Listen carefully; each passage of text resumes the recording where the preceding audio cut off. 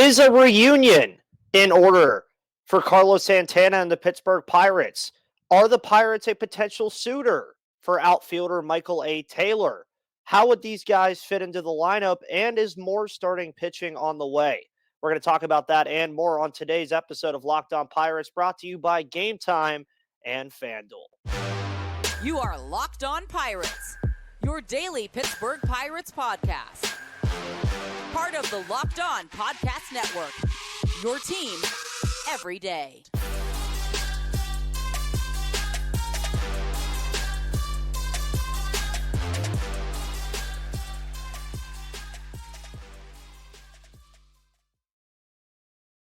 And what's going on, everybody, and welcome back to the Locked On Pirates podcast here on the Locked On Podcast Network, where it's your team, your Pittsburgh Pirates every day. My name is Ethan Smith, your host of this wonderful podcast here on that wonderful network. And folks, welcome to the January 5th edition of the Locked On Pirates podcast. You can follow me right there on Twitter at MVP Ethan or at Locked On Pirates. And of course, as you can tell, we're using a backup microphone today. I'm sorry for the audio issues on yesterday's show. I've been working on it all day, thinking it's the other microphone. So we're using this handy little guy down here. Hopefully it's not too loud for Yins. Hopefully it's not too bad. And I already have tested it a couple of times, and it seems to sound pretty okay on regular volume. But with all that said, we're here to talk baseball. We're here to talk Pittsburgh Pirates. We're here to talk about everything going on in the world of the Pittsburgh Pirates. And as I said on yesterday's show, I expected some things to heat up over the next week and a half or so. And it seems that the rumor mill is once again heating up for the Pittsburgh Pirates. There have been multiple notable journalists who have spoken about the possibility of the Pirates targeting a reunion with Carlos Santana, who really reinvigorated the first base position until he was eventually moved to the Milwaukee Brewers at the trade deadline. But while he was here in Pittsburgh, he did great things, and he was a very fun switch hitter. You guys know I love my switch hitters. He was a veteran presence in that clubhouse for a lot of those young guys. He was one of those players that you looked at as the embodiment of a player that has won before. He has been in the postseason multiple times in his career. He was even a Gold Glove finalist for what he did at first base defensively for the Pittsburgh Pirates. And of course, the NL Central rival Milwaukee Brewers, who they traded him to. But the market for Carlos Santana, folks, is very interesting because it's a lot of teams that he's played with before, reportedly. It's the Pittsburgh Pirates, obviously. It's the Seattle Mariners, who he played with the year prior to 2023. And it's the Milwaukee Brewers, again, who are looking for a reunion as well. So there's a lot of teams looking for a reunion with Carlos Santana. And you're looking at a guy that overall had a very solid 2023 campaign for what it was worth and what he's going to bring you nowadays. And Carlos Santana, again, is just one of those players that, again, you look at and you say, hey, you bring him in, he's going to continue to bring you at least some kind of production. I mean, he hit 240 last season with 23 home runs and 86 RBIs, 132 hits on the year. So you look at these things and you say, yeah, Carlos Santana, I don't think is going to be the player that's going to push the Pirates over the edge. But when you mix him and Rowdy Tellez together, both at first base, ironically, both former Milwaukee Brewers now at this point, gets a little interesting with that platoon because I think that platoon works out pretty well. I've already said that I love the Rowdy Tellez acquisition because I do think that that swing that he possesses is going to work really well in PNC Park. I think it's a swing that is going to potentially have 20 plus, maybe even 30 home run potential if he stays with the Pirates for the entirety of the season and stays healthy for the entire year. And you saw Carlos Santana do a lot of the same things in Pittsburgh last year before he was moved. When he was in Pittsburgh last season, he did very well with the team. I mean, again, 94 games compared to 52 with Milwaukee. His splits were a little bit better in Milwaukee, but obviously with a smaller sample size, that's kind of expected. But his OPS was above the 700s all year. You're looking at a guy who could still hit the home run ball, obviously could still play well defensively at first base. And I think a platoon, again, between Tellez and Santana is something that would just fit and just work. I think it's something that for the Pittsburgh Pirates, too, the first base position has just been in a state of flux ever since, I mean, I would go back to Pedro Alvarez at this point as a player that was consistently there. Now, you look at Josh Bell. Obviously, Josh Bell was a player at the first base position that was also pretty good as well. But a lot of Pirates faithful would also argue that the Pirates haven't really had a great first baseman since Willie Stargell.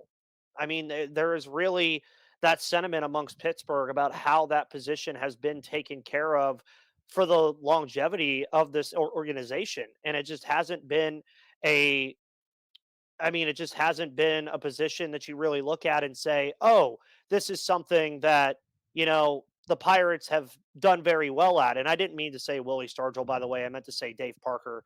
Um, but when you look at even Dave Parker at between that time of Dave Parker being there, he was also an outfielder too, played some first base. There's a lot of first base flux in this organization when you go out through all history. But Carlos Santana and Rowdy Tellez, say they even do get traded at the deadline, I think it does buy the Pirates some time to figure out what they want to do with the position long term, but also it buys them some time really if they're in contention to have two guys that are going to be valuable pieces for you moving forward. Now, with all that said, this is just a rumor. There's nothing really set in stone about this whatsoever. But I do think a Carlos Santana reunion for the Pittsburgh Pirates would go a long way for this team. There was a lot of players that looked up to him and his veteran presence. There was a lot of players that really asked him a lot of questions. He was very vocal in the clubhouse. He was a very fun player in the clubhouse. He did not want to leave Pittsburgh, but ultimately they traded him anyway. And I was even a large component of saying that I would have rather just kept him for the return that we got from Milwaukee. But alas, he did eventually go to Milwaukee. Obviously, the Brewers get into the postseason and don't really do much of anything as they got swept by the Arizona Diamondbacks in just 2 games. But when you really break it down to what it's worth, Carlos Santana returning to this roster would be a very good thing for this team. And when you really look at what he has to offer still, he would be obviously the alpha defensively between him and Tellez at first base, but also that bat is still kicking. It's still a bat that is, as I said earlier, offered 20 plus home runs last season. You mix the fact that Tellez could hit 20 home runs in his sleep if he's healthy, and you're getting 40 plus home runs from just one position alone, not counting O'Neal Cruz, not counting Brian Hayes, not counting Jack Sawinski, not counting Brian Reynolds, not counting if Henry Davis takes a step forward, then you're looking at an offense that looks a lot more potent than it does before Carlos Santana isn't on this roster. And I think it's a platoon that would work very well. Righties, Rowdy Tellez. Lefties, Carlos Santana. And then if you really want to against righties, put Carlos Santana out there at first base to play defensively, and then put Rowdy Tellez at DH, and you have both of their bats in the lineup with plus power available for you, and something that I think would be very good for this team moving forward, because again, I think both of their swings work really well in PNC Park, and that's a move that I would watch for. I would watch for Carlos Santana. We'll see what the Pirates decide to do on that front. We'll see if they decide, hey, let's go get us a Carlos Santana and have a reunion with the veteran first baseman. Let him, of course, platoon alongside Rowdy Tellez and see where it takes him, because I don't think there's much really to lose, but a ton to gain with a Carlos Santana reunion. Before we talk about the possibility of Michael A. Taylor being on this roster, we'll be right back.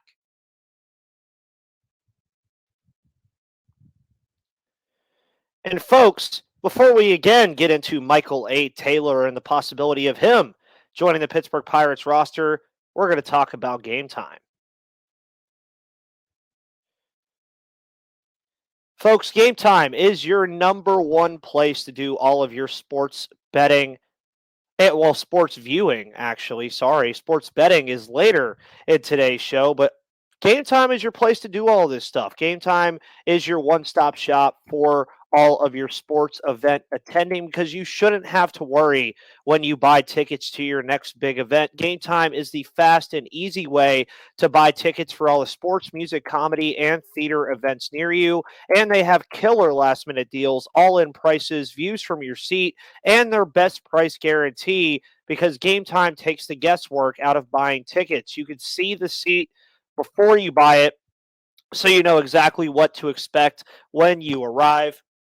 You get all-in prices that show your total up front, so you know you're getting a great deal before you check out, and you can buy your tickets in seconds with 2 taps. And the game time guarantee means you'll always get the best price, and if you find tickets in the same section and row for less, Game Time will credit you 110% of the difference. So download the Game Time app, create an account, and use code Locked On for $20 off your first purchase. Terms apply. Again, create an account and redeem code Locked On. That's LOCKEDON for $20 off. And download Game Time today. Last minute tickets, lowest price guaranteed. And folks, also don't forget to check out Lost, because Locked On has launched the first ever national sports 24/7 streaming channel on YouTube. Locked On Sports Today is here for you 24/7, covering the top sports stories of the day with the local experts of Locked On, plus our national shows covering every league. So go to Locked On Sports Today on YouTube and subscribe to the first ever national sports 24/7 streaming channel. And folks, again, welcome back to the Locked On Pirates podcast here on the Locked On Podcast Network, where it's your team, your Pittsburgh Pirates every day. It is now Monday, January 9th. You probably heard in that first segment or January 8th, sorry. You probably heard in that first segment that I said it was a January 5th episode. I was in the middle of recording it, had to go take care of something. So you're getting this episode, the second half of the episode today, hence why I'm wearing different clothing in today's episode. Also, hope the audio is pretty good. I'm using this microphone right now because the other microphone was having those massive audio issues that I couldn't seem to figure out. So we're hoping that this works at least moderately well until I can get that situated. And something else that I hope can work moderately well until the Pirates get it situated is Michael A. Taylor rumors that have kind of popped up as him being a potential option for this Pittsburgh Pirates team. And Michael A. Taylor, definitely not one of those players that I really had on my radar specifically for the Pirates to go and get. And you look at what he offers. He's a center fielder, obviously has played with a number of teams, a former draft pick of the Washington Nationals, has been most recently, of course, with the Minnesota Twins, had a 21 home run, 51 RBI season, despite only having a 220 average. But really, I think the biggest thing that you want to look with Michael A. Taylor is if you're looking at the outfield of this Pittsburgh Pirates team and what its main weakness is, I think you can agree that defense is the main weakness of the outfield group that the Pirates currently possess. And when you're looking at a guy like Michael A. Taylor, he would immediately fill in that role as the best defensive outfielder that the Pirates would have by leaps and bounds. I mean, you look at his 2023 percentile rankings, he was a +9 fielding run value, which was in the 93rd percentile. His outs above average was 9, which is in the 94th percentile. His arm value was 2 in the 87th percentile, and arm strength at 91.5 at 90 percentile. And then, of course, sprint speed at 85 percentile, 28.7. So a very good defensive outfielder that would offer a lot of different things for this team. Obviously has played center field, obviously has, experience playing all of the outfield positions. And when you look at what the Pirates currently have in the outfield, you're looking at Brian Reynolds, who obviously is going to be in left field and play that position no matter what. You look at Jack Sawinski, who's a guy that obviously you can look at and say, hey, Jack Sawinski is going to offer you at least some moderately decent defense out in center field, and you're hoping that that bat can finally come to fruition and what it could be, being a potentially 30-plus home run a season player. And then you look at right field, which has been the big question mark for the Pirates pretty much the whole offseason, and became even more of a question mark when Eddie Rodriguez went down with his injury, because there was the idea that Henry Davis may still play that position, but now he's going to have to be the full-time catcher with Eddie Rodriguez being out all season. So then you're looking at the likes of Connor Joe, Joshua Palacios, Edward Olivares, and then Gilberto Celestino, who they picked up earlier this year, also ironically from the Minnesota Twins. And you're saying, okay, there's not a ton not to like there. Palacios was a very clutch player last year. Olivares has a ton of upside potentially with the home run ball. Palacios, again, has done decent things. Connor Joe is a veteran presence in the outfield. He's going to be that kind of guy that's going to, just be who he is at this point.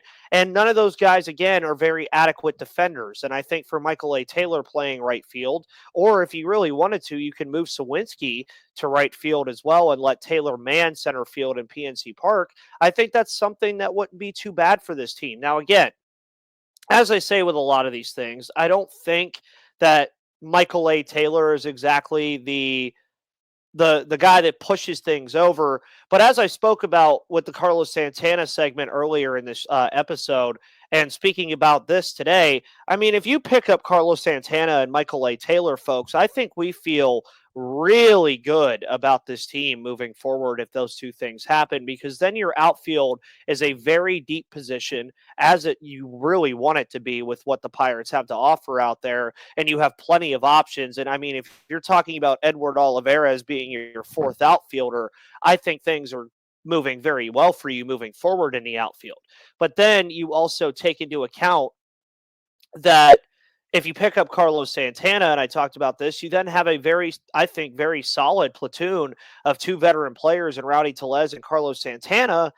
Things start to get a little more interesting. Sorry, excuse me.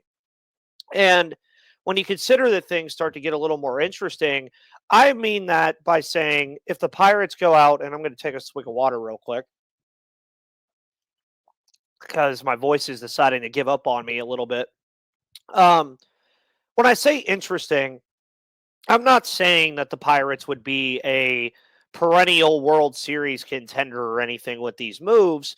But when you're breaking down what their ultimate goal should be in 2024, which is to compete and potentially win the NL Central, I think Michael A. Taylor would help a long way in that. And again, not exactly the highest per average guy. I mean, in 2022 and 2021, he was much better with the average 254 and 244. But last year was his big year, OPS wise and home run wise, that he's had the last couple seasons. He's 32 years old, so he'd be a veteran in the clubhouse for this team.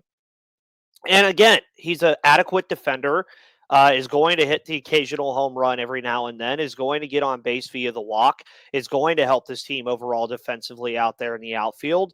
And I think it's something the Pirates need to consider. I think it's something that, yeah, I think there's multiple bidders for him, but I wouldn't be surprised if the Pirates actually try to outbid teams for a guy like Michael A. Taylor or a guy like a Carlos Santana, just because I think these are needs on this team. They've done well with adding starting pitching in Martin Perez and Marco Gonzalez. We'll talk about that in the final segment on why I still think they need to add at least one more.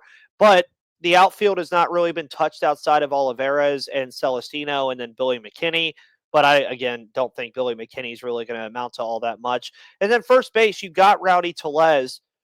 But what do you do after that? I mean, do you add another first baseman in Carlos Santana? Do you just let Jared Triolo be the guy and platoon and also, run around the diamond as a utility man? These are all questions that we still have about the Pittsburgh Pirates. And with 45 days left until spring training games begin, I don't think they're done adding at all. And there's a reason they're involved in these rumors from notable people that talk about these things, because I think that they are in on these things. I think they really are. I think they want to continue to add talent via free agency, via trade. And I think they want to be a better baseball team going into 2024 and be a contender. Now, they've already added Martin Perez. They've already added Marco Gonzalez. Do they still need more starting pitching, though? We'll talk about that in just a moment. Before we talk about that, though, folks, today's episode is brought to you by our wonderful friends at FanDuel. And I told you to put your $5 bet to win $150 in bonus bets on the Pittsburgh Steelers, because you could have done that. And the playoffs are here because the NFL's regular season is wrapped up, but there's still time to get in on the action with FanDuel, America's number one sportsbook. Because right now, new customers get $150 in bonus bets guaranteed when you place a $5 bet. That's $150 in bonus bets, win or lose. The app is super easy to use, and there are a number of different ways to bet You obviously have the live same game parlays. You find bets now in the Explore tab. You can make a parlay in the Parlay Hub, the best way to find popular parlays and more. So visit fanduel.com/locked on to make your first bet a layup, because FanDuel is an official partner of the NFL and an official sponsor of the Locked On Podcast Network. Now I'm going to go in this third segment. Of course, welcome to all my loyal third segment listeners. And I also wanted to say something to all my loyal third segment listeners. We are one follower away from 2,500 followers on Twitter on Locked On Pirates. So make sure you guys follow over there. We'll end, obviously, the podcast today talking about that. But I feel like at this point, one of the biggest talking points of the season and of the offseason was always going to be starting pitching. I don't think anybody really kids themselves when they're talking about that. Starting pitching is always going to be a part of the conversation for this team, and rightfully so. We saw the starting pitching last year with the injuries of JT Brubaker and the potential debut of Mike Burrows getting derailed, kind of throw this entire rotation into a tailspin. And you saw after Rich Hill was traded, I mean, Roansy Contreras' struggles really hurt. Luis Ortiz's struggles really hurt. Quinn Priester didn't amount to the massive debut that we were hoping that he would have. Now, obviously, those guys still very young and still have plenty of time to develop and still plenty of time to figure things out. But we'll really ultimately see what happens there. And when you're looking at starting pitching still with this roster, yeah, you have Mitch Keller, who obviously had some things to say recently about his potential extension this offseason, which I still think the Pirates need to get done, because the longer they wait, the more expensive Keller gets, which means the more out of their price range he gets based off of what we can deduce from history from this team spending in free agency or spending on pitching. But you have Mitch Keller still. You have Marco Gonzalez. You have Martin Perez. Those three guys, I think you can confidently count on for what they're going to offer you. Obviously, Keller is your ace. Martin Perez, I think, is going to be a 5 to 6 to 7 inning guy every single game that's going to get you about 5 or 6 strikeouts and do very good. Marco Gonzalez, I think, is going to be that guy who's going to give you 5 innings consistently, maybe 3 or 4 earned runs a start. Very comparable to Rich Hill last year. That's what I would expect from those guys. But then you still have question marks about the other two spots in the rotation, and rightfully so. I mean, you have the likes of Bailey Falter still on the roster. You have the idea that one of Roansy Contreras, Luis Ortiz, or Quinn Priester are likely going to be your fifth starter in the rotation. How much trust do you have in them? I would like to see the Pirates still add some starting pitching. I just think it would be the right thing for them to do, because we saw it last season with injuries, and you're seeing it now with Johan Oviedo being out all this year, because obviously if Johan Oviedo was not out with a season-ending injury, we wouldn't be having the same conversation, because, yeah, I think that I'd still want them to add another starter just to have depth, but now you're talking about them having another starter just so that you could shore up that 4 spot and then not have to worry so much about Roansy, Luis Ortiz, and Quinn Priester, and kind of let them ease themselves into learning how to face major league hitting. And there's still a lot available. I mean, there's still a lot available in free agency that I could talk about, but really, I don't know who the Pirates are going to go after if they're going to go in free agency. But trade is where it gets a little bit more interesting. Obviously, we just saw Robbie Ray get traded from the Seattle Mariners, and that kind of, I think, opens the door for a lot of the starting pitching to start being on the move. Obviously, Dylan Cease has been a big conversation of a big topic of conversation in this offseason due to what he could potentially offer to teams. But obviously their asking price is very high. And then you don't really know what's going to come available to teams. You really just don't know what players are going to come available. You guys really enjoyed that episode that I had a few weeks ago about talking about the Miami Marlins pitching.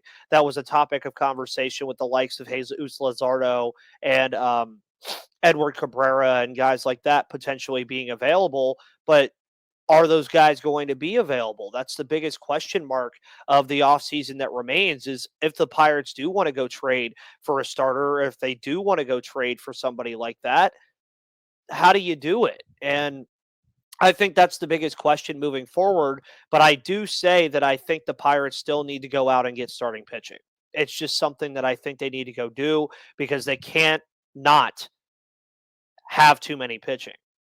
They can't have too much pitching, folks. I think we can all agree with that.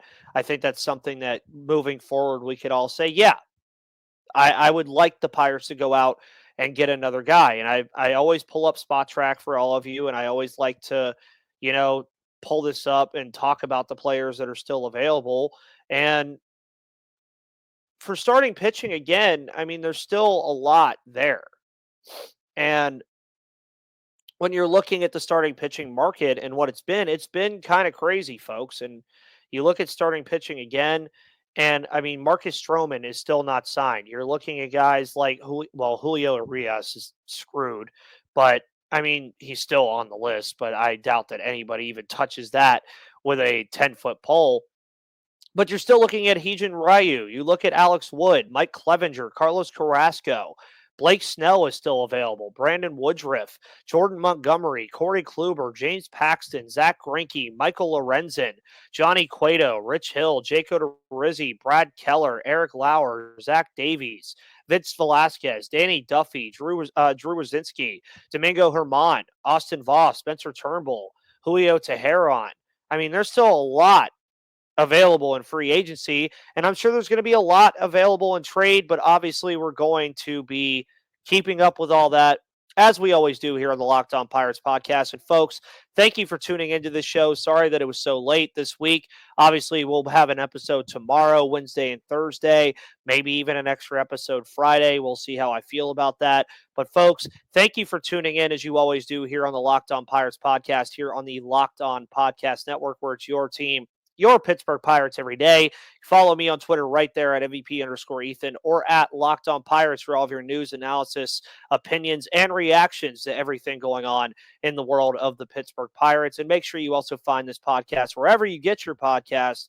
And until then, folks, hit the subscribe button, leave a comment, like the video, and I'll see you on the flip side.